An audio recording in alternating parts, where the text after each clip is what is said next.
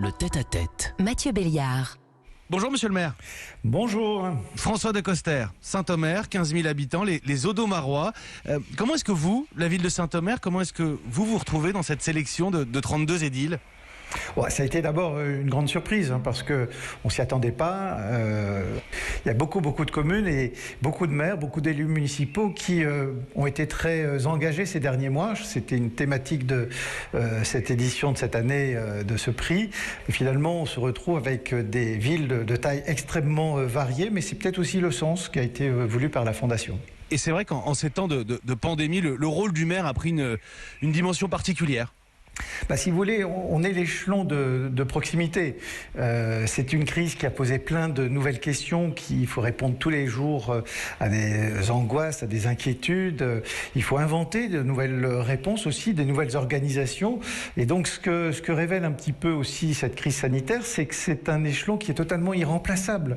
On a était là pour essayer d'assurer que les personnes isolées pourraient recevoir quand même des courses. On a essayé de distribuer les attestations. On a dû trouver des solutions pour faire produire des masques, les distribuer. Aujourd'hui, c'est la campagne de vaccination.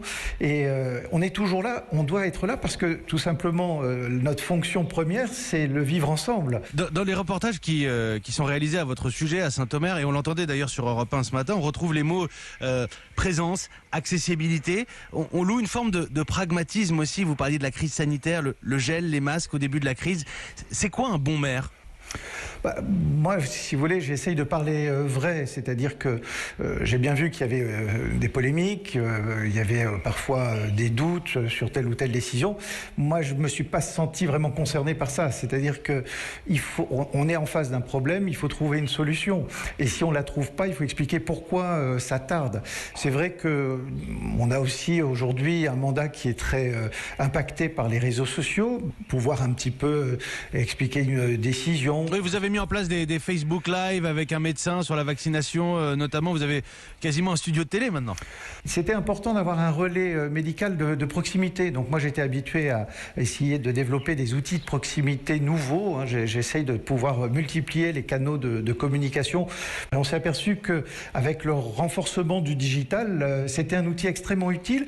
Et c'était aussi très utile pour avoir une parole médicale d'un médecin de la ville, également du bassin de vie, qu'on peut rencontrer dans la rue.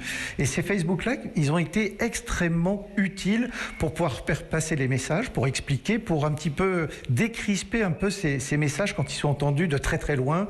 Et donc c'est aussi devenu un outil de proximité, ces Facebook Live où on a plusieurs centaines de personnes qui les suivent et puis qui peuvent aussi les regarder une fois qu'ils sont passés. Donc c'est un nouvel outil très utile. On me souffle aussi que vous répondez personnellement à vos administrés sur Facebook ? Absolument, oui, non, ça c'est clair. J'allais dire à n'importe quelle heure. Ça n'offusque d'ailleurs personne que je réponde quelquefois très tard. J'ai souvenir comme ça d'un monsieur qui me faisait part d'un problème de voisinage pour la maison de sa maman. Et puis au bout d'un moment, c'était un samedi soir, il était 1h du matin, je lui dis écoutez, je vais vous appeler parce qu'on échange un peu trop. Mais si vous voulez, ça c'est le rôle, c'est le quotidien de tous les maires, c'est pas le mien particulièrement. Oui, et j'y reviens d'ailleurs. On attend d'un maire, on attend de l'élu local qu'il soit joignable, disponible 24 heures sur 24, 7 jours sur 7.